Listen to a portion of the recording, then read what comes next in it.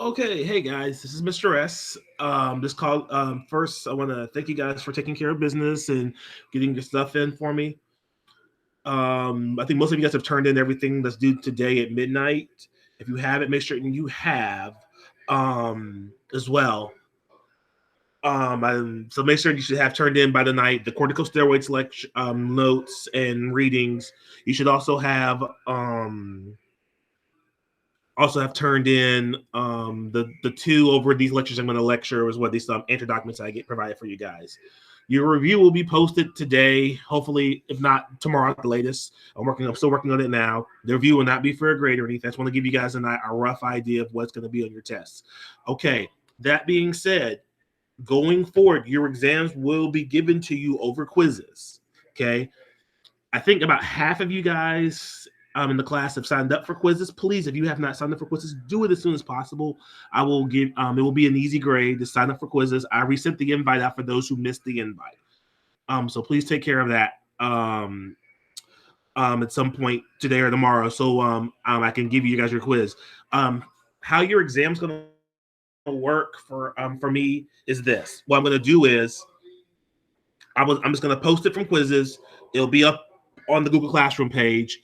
And then what you guys can do is just whenever you guys want to take it, you take it. It's your business, okay? It's open notes. You can use your notes. You can use in the assignments you guys might have had.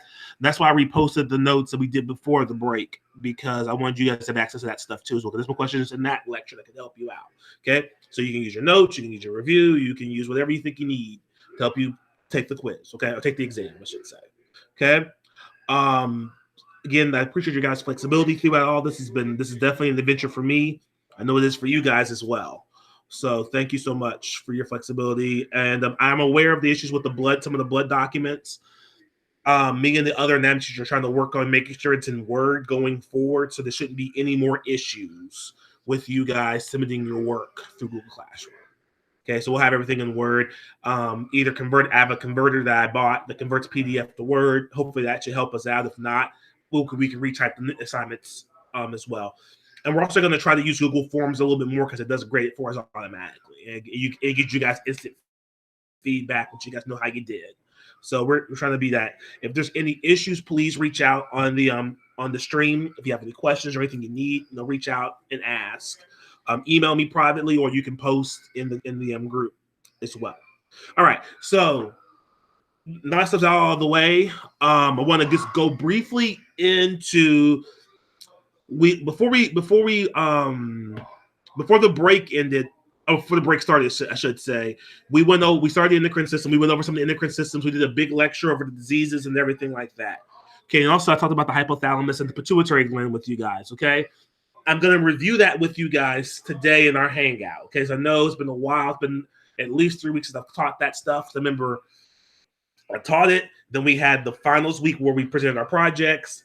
Then we had spring break, and then last week's mess. So it's been at least 3 weeks since I've discussed it, if not closer to almost a month now. So I'm going to go back over that with you guys in our hangout. That's going to be my goal. But I want to at least go through the thyroid, parathyroid glands, pancreas, adrenal glands, and go over it and make sure you guys are aware of what's important in this, what you need to be aware of, and what's going to be some stuff I'm going to be thinking about asking about on the tests coming up. So let's dig right into it. So first, the thyroid gland. Okay, now this is what the thyroid gland looks like. You see a picture of it. So the thyroid itself is organized into what are called follicles. Okay, and follicles are just cells that line this empty space. Okay, inside the follicle, it's called colloid. Don't worry about that for your test. But here's the thyroid gland. So there's a little section of it. They took the thyroid, they cut it up really, really finely, and made slides out of it. And you see right here, there's a follicle. So each one of these little circles you guys see are follicles, okay? So all these little circles you see are follicles, okay? And these cells, all these cells in these follicles make what's called thyroid hormone, obviously, okay? So your thyroid is a 2-inch gland below the Adam's apple that makes 2 hormones, okay? It's organized in the follicles, which the cells produce thyroid hormone that's secreted into the cavities, okay? So what these cells do is these cells will go ahead and they will produce thyroid hormone that's secreted into the follicle, okay, itself. Okay, and it'll go there. And then basically what happened is the follicles hooked up to bloodstream, to capillaries, to take it back to the bloodstream. Okay, to form thyroid hormone, the thyroid must have access to must have two things. Number one, most important thing, and this is going to be on your test. What element is required to make thyroid hormone? And that is iodine. You have to have iodine to make thyroid hormone. Again, to have any thyroid hormone, you must have iodine. Okay, and I mentioned this in that first lecture 3 weeks ago when we went over after the nervous system test, the importance of iodine, why iodine is so critical and so essential. Okay, because if not, you get that big goiter. Remember that before, that big goiter that those ladies you saw in that first lecture? Because back in the day, there was not the access to iodine we have. Where do we find iodine? Iodine comes from fish and shrimp and other aquatic animals. Okay. Thankfully, today we don't. If you're allergic to fish or shellfish or anything like that, thankfully all of our salts fortified with iodine, so it's no longer a major issue. But again, the most important thing you must have to make thyroid hormone is iodine. Okay, and also too, the thyroid must be stimulated by thyroid stimulating hormone, which comes from the anterior pituitary. We're going to go back over that again with you guys. Okay. Okay, and there are two forms of thyroid hormone. There's T3 and T4. Okay, and all T3, T4 is, so T3 is called thiiodothyroxine, and T4 is thyroxine. Okay, don't worry about that for your test, but just be aware the only difference between T3 and T4 is the number of iodines. T3 has 3 iodines, T4 has 4 iodines. It's the only difference. Okay, so T3 has 3, T4 has 4 iodines. That's it. Okay, and this is important because there's two forms that you're going to make. You can make either T3 or T4 in these cells, in these thyroid follicle cells. You can make either one. Now, T4 is much higher in abundance. So the body and the thyroid gland tends to make much more T4 than it is T3. So about anywhere between 85 to 90% of your thyroid hormone will be T4. About 10 to 15% will be T3. Okay. However, T3 is much more physiologically active. So the tissues of the body prefer to have T3 around. They want T3, they prefer T3. However, we make more T4. So what happens is there's an enzyme. Don't worry about what the enzyme is called, but there's an enzyme that exists in the tissues that will convert T4 back to T3. Okay, so just be aware of that. So this is the question. So T4 is much more abundant, but T3 is much more physiologically active. Okay, T4 is more abundant, T3 is more physiologically active. That's the difference between the two. Excuse me, sorry, my computer's being derpy. Okay, and you see again, just a beautiful picture of a thyroid gland. You see right here, guys. Here's the thyroid follicle, and here's called the colloid. These are called follicular cells because they're part of the follicle, guys. Okay, right here's the blood vessel, and this right here is something a little bit outside of that. So, thyroid hormone, both T3 and T4, regulate the development of the nervous system, breathing rate, metabolic rate, body strength, body temperature, cholesterol levels, and actually female menstruation as well. So thyroid hormone has a vast array of things it affects. The main thing being nervous system development. So, ladies, so if you have getting dangerous while you have low thyroid can be dangerous because it can cause the child's brain not to develop correctly. It's a very very important thing to have. So if you're thinking about getting pregnant down the road, if you have low thyroid hormone, fix that immediately and fix that first because the child can come out retarded, and that does happen. I mentioned that before. It's called cretinism. So when the child has low thyroid hormone, from the mother not having enough thyroid hormone, we call that cretinism.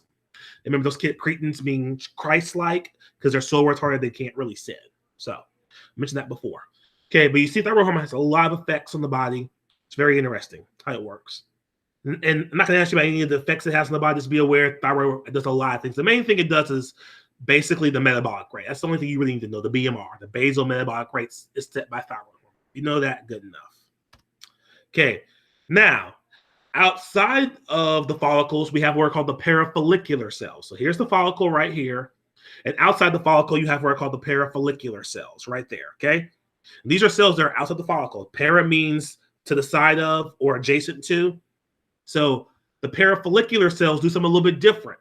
Okay, they're also sometimes called the C cells as well. And why they call the C cells is because they produce something called calcitonin.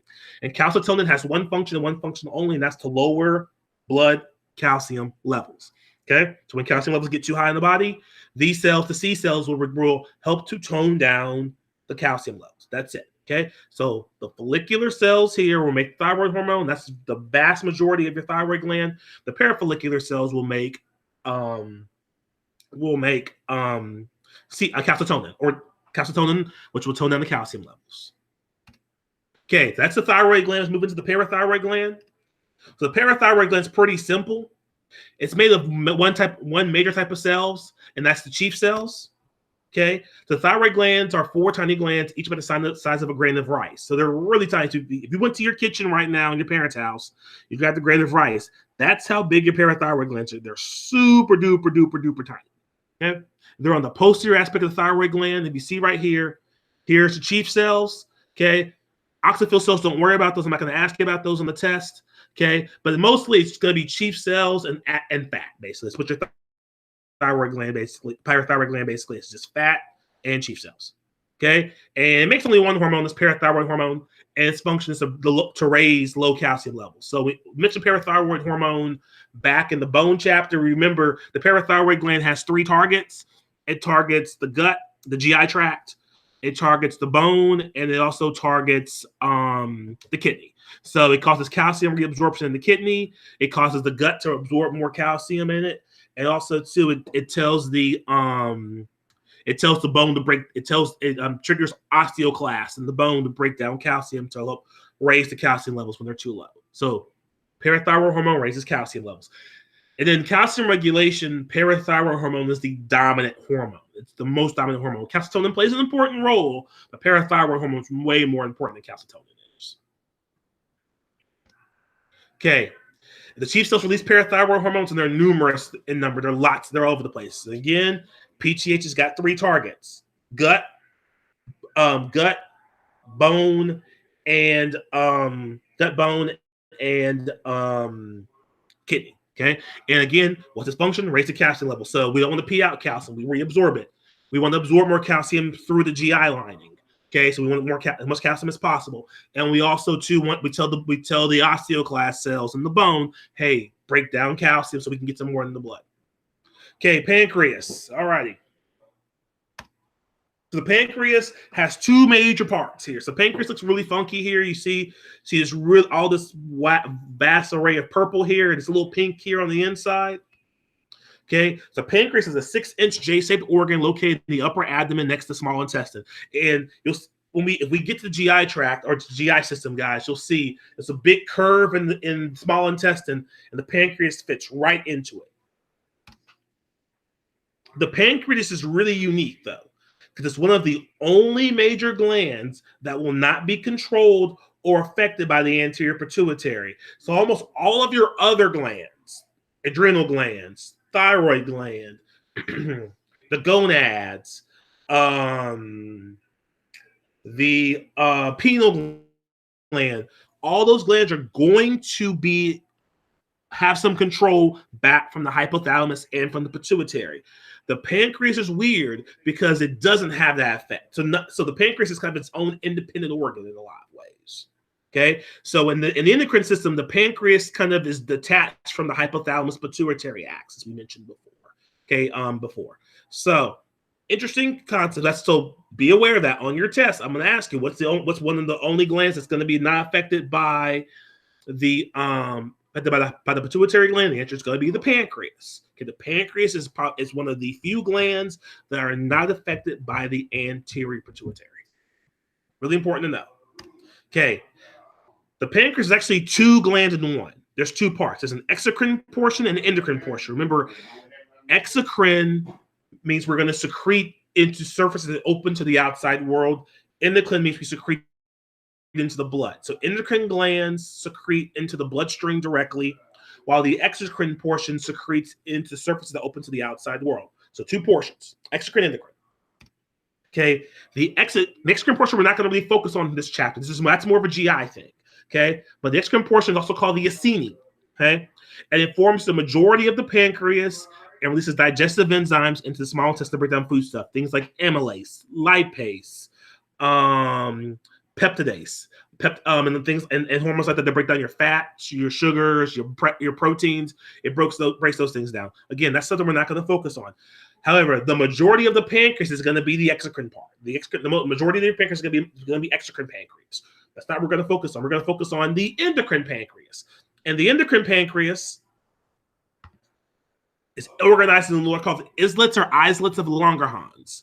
And there's 3 cell types in the islets of Langerhans that will release 3 different hormones. So guys, if you see, look at the picture here, all this out here is exocrine pancreas, and these little pink parts right here are endocrine pancreas, okay? So you see the vast majority is exocrine pancreas, and a tiny portion of your pancreas will be endocrine pancreas.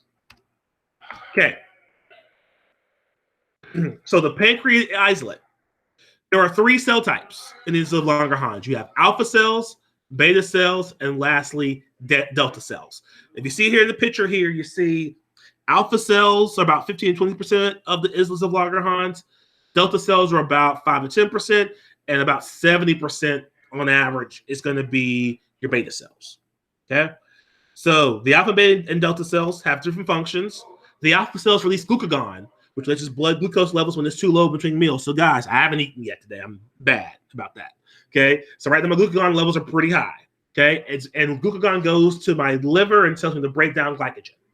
Break down glycogen and raise my blood sugar levels up. Okay, so I can maintain my mind and my body and things like that. Now, beta cells lower blood glucose levels when they're too high after a meal. Okay, so when insulin's released from the beta cells. Okay, so when we eat like a piece of cake or some sugar or a sandwich or whatever, insulin gets released from the beta cells to lower the blood glucose level. And the main thing it does is it stores sugar. It does 2 things. It stores sugar in the liver as glycogen, and it also stimulates the conversion of sugar over to fat. This is why sugar causes you to get fat. So there's a process called beta oxidation. It's the opposite of beta oxidation. I'm going brain dead here, but it's the opposite of beta oxidation process. But anyway, there's a process in the liver where when we have too much sugar and we eat too much sugar over a period of time, we're able to convert sugar over to fat. Okay, and that's what makes you fat when you eat too much sugar. Okay, so that's what insulin does. And then lastly, we have delta cells. That releases somatostatin. I'm not going to ask you about that. It's not going to be answered on your test. Just be aware, somatostatin regulates your hunger cycles, basically. If you're hungry, somatostatin goes up. If you're not as hungry, it goes down, et cetera, et cetera. Then lastly, really important glands you need to be aware of. And these are the adrenal glands. Okay, really, this is something I'm going to ask a lot about because there's a lot to ask about in the adrenal glands. So really focus your attention on these glands. So if you see here, the adrenal glands are also sometimes called the suprarenal glands because they sit above. Supra means above. Supra sits, so these glands sit above the kidneys. Okay, and if you see here, the outside of the adrenal glands are covered in fat. So if you've ever dissected a human body or an animal or whatever, you'll see when you get to the kidneys, it's covered in fat. Okay, so the adrenal glands are covered in fat on the outside. So that's why you see adipose tissue out there. Then right here is the capsule. The capsule covers the adrenal glands. Then there's 2 parts. You have the cortex and the medulla. Cortex on the outside, medulla in the middle. Cortex on the outside, medulla in the middle. Okay. So again, they're also called suprarenal glands. I don't use that term really. I call them adrenal glands always. But if you ever run into an old school physiologist, he'll say suprarenal glands sometimes. Okay. 2 portions, cortex and medulla. Cortex is on the outside. And it's kind of funny because I'm thinking core means in the middle. No, cortex is on the outside. Medulla is in the middle. Okay, the medulla is weird because it comes from nervous tissue. So the adrenal gland is actually weird. It's actually part gland, part nervous tissue. So the adrenal gland develops from the nervous tissue, is critical to the activity of the sympathetic nervous system. Adrenal medulla releases catecholamine. The catecholamines norepinephrine and epinephrine or adrenaline. Okay, so of those, remember we talked about norepinephrine in the nervous system chapter, guys. And remember, that's an important neurotransmitter. So norepinephrine is released here as well, but the vast majority is going to be adrenaline or epinephrine. About 90% will be that. Okay, and this is gonna. So when you get jacked up, let's say a bear is chasing you or a shark's chasing you in the water, your blood pressure is going to get high. Your heart rate's going to get up. Your breathing rate's going to go up. Your pupils are going to dilate. Okay, helps you regulate that fight or flight response we talked about before in the nervous system chapter. Okay, so it's mostly going to be epinephrine regulating this process, but a little bit of norepinephrine released too as well. Okay, so the medulla is basically nervous tissue. It's sympathetic nervous system. It's epinephrine, norepinephrine. Okay, now the cortex is really more important. So we really want to focus our time on. So the cortex is 3 layers. Okay, so and each 3 layer releases a different hormone for a different purpose. So the 3 levels are the zonia glomerulosa, the zonia fasciculata, and lastly the zonia reticularis. The way I remember that is GFR. Go find Rex. GFR. Go find Rex. Glomerulosa, fasciculata, reticularis. Go find Rex. That's the cortex. Okay, the zonia glomerulosa releases aldosterone in response to ACTH. When we talk about ACTH from the anterior pituitary, that's called adrenal corticotropin hormone. So ACTH is weird because it stimulates 2 layers, actually all 3 layers of the adrenal cortex. It stimulates all of those layers to release hormones, okay, when the body is stressed. So aldosterone comes from the zonia glomerulosa, the most outside layer. And what it does is aldosterone will then go to the kidney and tell the kidney to reabsorb sodium and to excrete potassium. This raises the body's blood pressure, okay? When you guys get further along in your studies, you'll learn about the renin-angiotensin system, or RAS system. Excuse the dogs, guys, sorry. Send them in. Okay. So this will causes the reabsorption of sodium, excretion of potassium. Send them. Come here. Anyway, it causes the increase in the potassium. This raises the body's blood pressure. Sammy. Then we also have the zona fasciculata. The zona fasciculata causes the body to release cortisol by ACTH. And cortisol is really important. Cortisol is what you call your stress hormone. I asked this on your test. What's the stress hormone? It is cortisol. So when we get stressed out, cortisol gets released. This increases blood pressure. This increases blood sugar, and decreases inflammation. So you guys read an article about corticosteroids last week and answered the questions about it. So all corticosteroids basically are derived from cortisol, okay? And they're great hormones because they decrease inflammation. So guys, people who are asthmatic are always on corticosteroids. One of the first things you always give somebody who's an asthmatic, give them a corticosteroid. Why? Decreases the inflammation in the lung lining. So increase blood pressure, increase blood sugar, decrease inflammation when the body is stressed out. And if you see here on the picture, the zona fasciculata it's a vast majority of your adrenal cortex, okay? And you're making a ton of cortisol. So you see a little bit of glomerulosa, a lot of fasciculata, a little bit of reticularis. So the vast majority of the adrenal cortex is going to be cortisol. So ACTH, the main hormone it stimulates, is going to be cortisol. But it also will stimulate aldosterone too as well. And then lastly, we have the zona reticularis, which releases the weak androgens. Okay, and these are. Don't worry about what they are specifically, but just be aware these are like forms of testosterone and estrogen that are released by this layer. Okay, and they give you secondary sex characters. They make the voice a little deeper in men. They help women. You don't have hair growing on your face if you're a woman. Helps the development of the breast as well. There's a few other little things too as well. But these are weak androgens. Okay, they're not. We're not releasing estrogen, progesterone, testosterone here. At this layer, we are just these are derivatives of it. They're that also help as well. Okay, I think that's it, guys. Oh, and yes, of course, GFR, glomerulosa, fasciculata, reticularis. Go find Rex. If you remember that, easy way to remember the layers of the adrenal cortex. Okay, I think that's it, guys.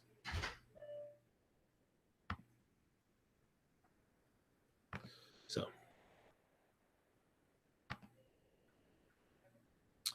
all right. So, hope this helps you guys in your studies.